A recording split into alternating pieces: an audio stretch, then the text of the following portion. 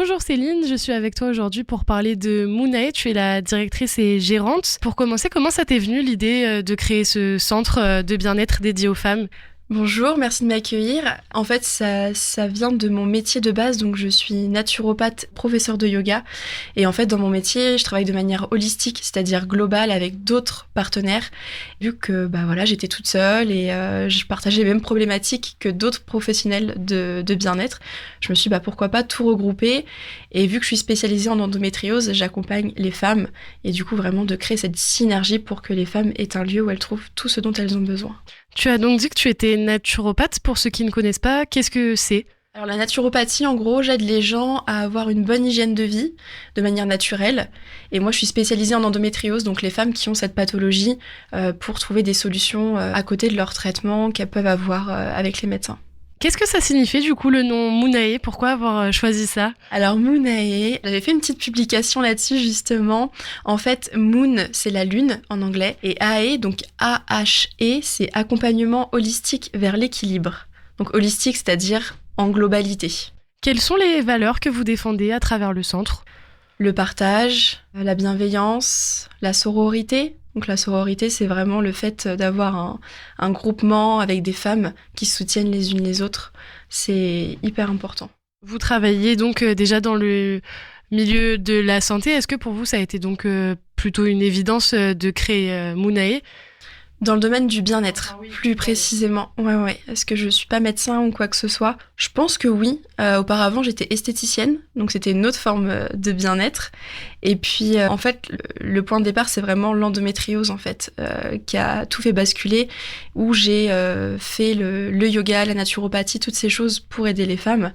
Et en fait, je me suis dit, oui, il faut que je crée quelque chose, pas forcément pour l'endométriose, mais pour les femmes. Et sur le Havre, il n'y avait rien. C'est difficile de trouver des bons professionnels qui répondent aux bonnes questions. Là, en fait, peu importe la problématique, les femmes peuvent venir, passer, expliquer leurs soucis et puis trouver le professionnel compétent qui pourra répondre à leurs attentes.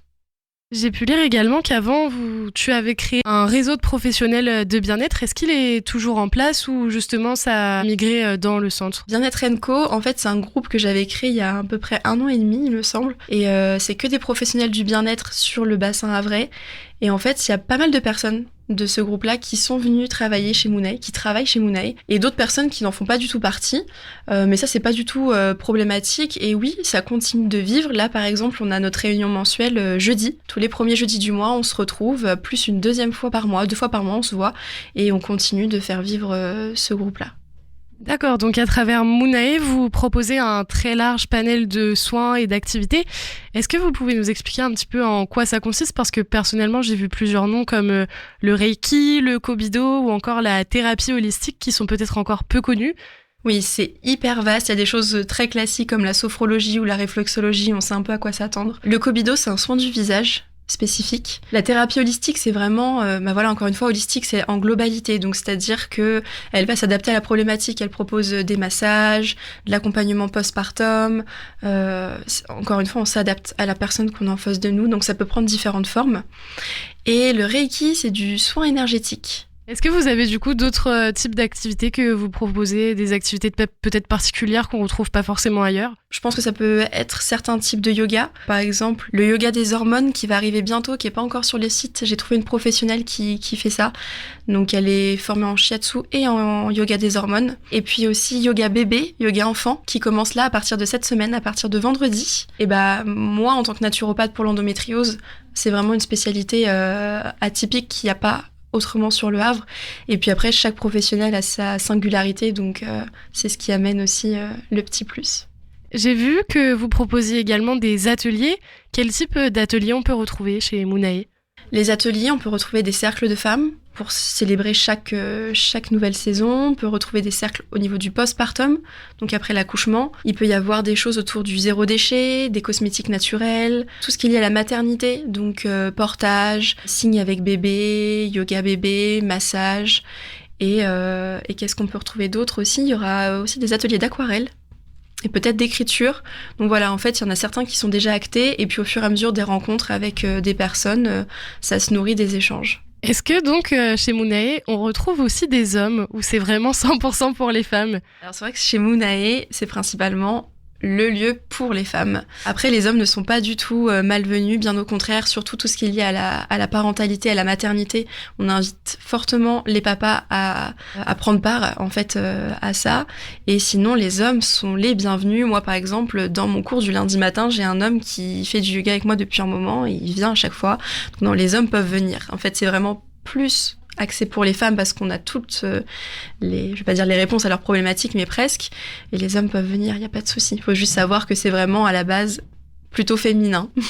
Donc vous proposez vraiment pas mal d'activités. Est-ce que niveau tarif, faut régler à la séance ou vous proposez peut-être des abonnements ? Il y a différentes formules en fait. Au niveau de Moonae, c'est tout ce qui va être cours collectif, donc yoga, coaching sportif, potentiellement les ateliers aussi. Donc là, oui, pour tout ce qui est activité, ça va être soit la séance, carnet de 10 séances ou des abonnements mensuels, avec ou sans engagement. Après, tout ce qui va être particulier, individuel, ça va être chaque professionnel gère son emploi du temps, ses tarifs, et donc c'est elles qui prennent les rendez-vous et qui fixent leur prix. Est-ce que vous avez des projets pour 2022, même si vous venez d'ouvrir récemment ? Au vu du succès de la porte ouverte qui s'est tenue ce samedi, je pense qu'il y aura une deuxième porte ouverte parce que j'ai certaines professionnelles qui n'étaient pas là. Donc une deuxième porte ouverte.